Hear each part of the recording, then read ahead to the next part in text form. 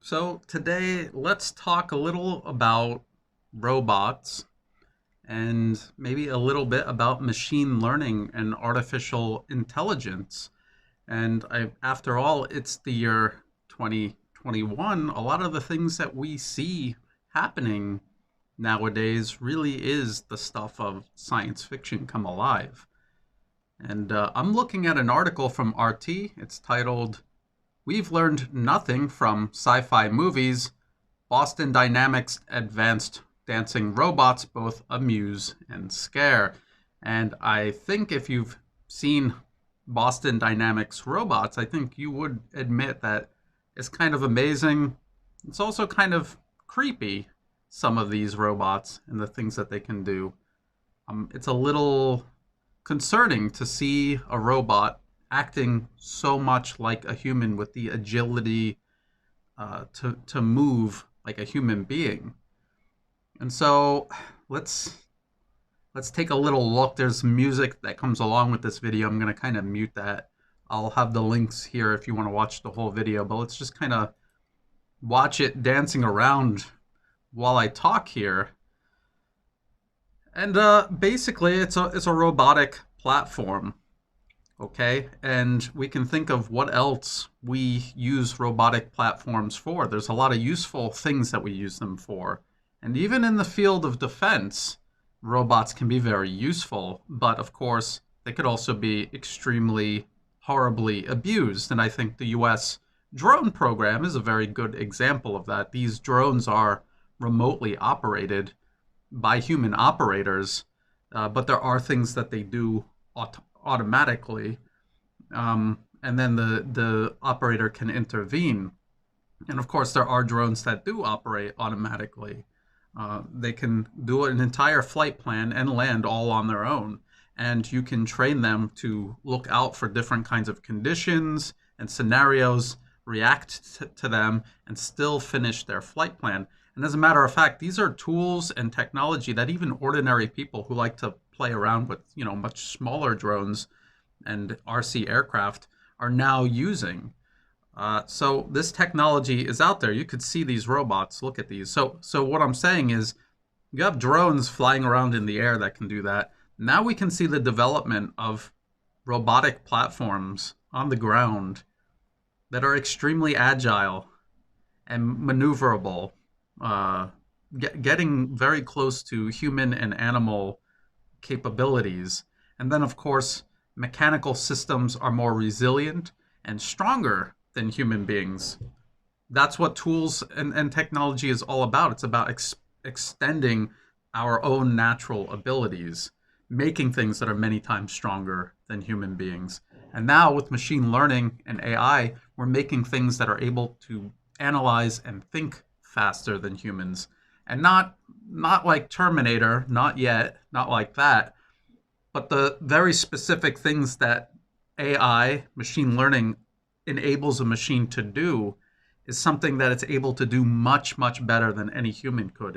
It cannot, on a wide scale, think and act like we do, but if you give it a very, very specific task, it can do it faster and better than any human can. So this video is just about done.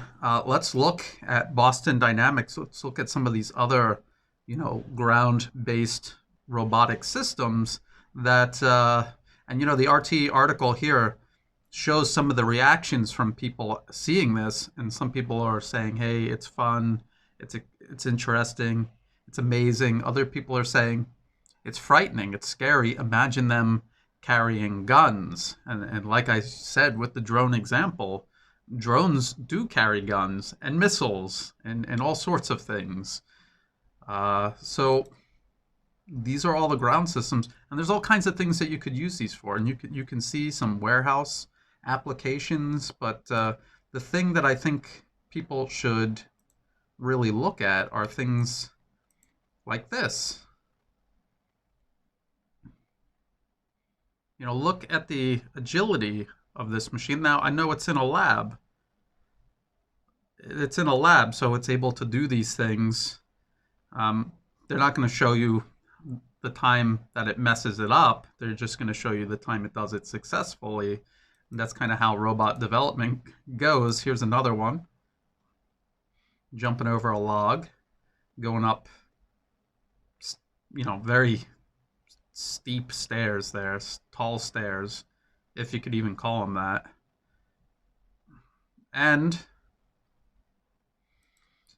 there's outside, on uneven terrain in grass. This is it jumping over a log. You can see it right there. And they've got this one. Well, these are all their old platforms, and they have this one, Atlas.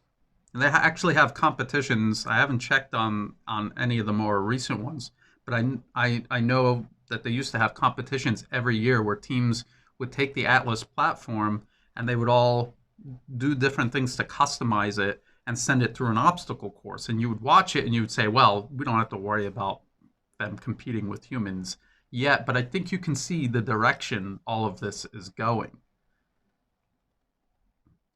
There's an example in the warehouse. Okay, yeah, you can train a robot to do this, pick something up and put it somewhere. But here's the thing that I want to show you. This is the robot able to complete a task despite being interrupted in the middle of it. And this is kind of like what I was talking about drones carrying out a flight plan. You can program one of these robots to carry out a mission, and it could be interrupted, and it could adapt to it and still carry out the mission. So it wouldn't be totally autonomous. It would have a mission that a human operator would give it and maybe be able to intervene in the middle of. But as you can see, these robots are increasingly capable of adapting. Right there, it's knocked over, and it's able to get back up and keep going. So the thing here is these are ground-based systems. So now we're going to start seeing, maybe not this year, maybe not next year, but I think in the very near future, we're going to see ground-based systems doing the same thing that we're used to seeing drones in the air do. And it's frightening, and a lot of people, we'll go back to the RT article, a lot of people are saying we need to turn back. And my answer to that is that will never happen. You can't uninvent something.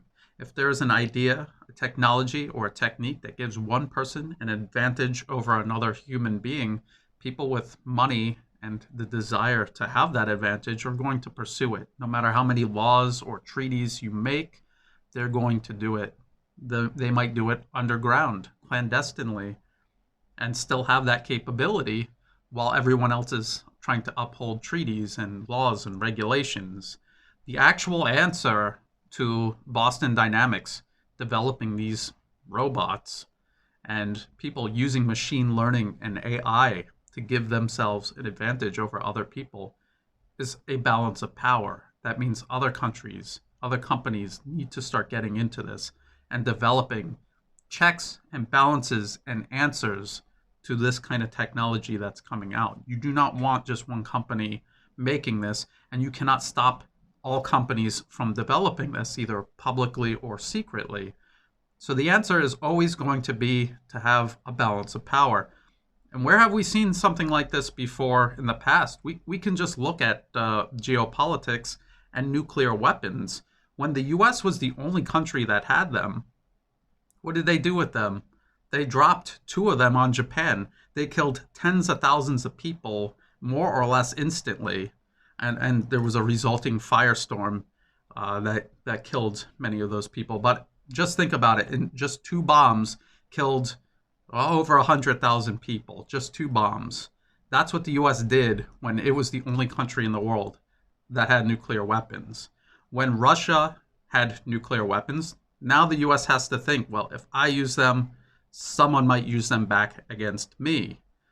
This was the calculus the US was using during the Vietnam War. France and the US, both at different times, were kind of toying with the idea of using nuclear weapons in Vietnam. But Russia had them and was backing Vietnam. And then China eventually developed nuclear weapons. So, what kept the US from just dropping nuclear bombs on any of its enemies was the fact that other people had nuclear weapons to retaliate with. And that's my point here. Robotics is not going away. Artificial intelligence and machine learning is not going away.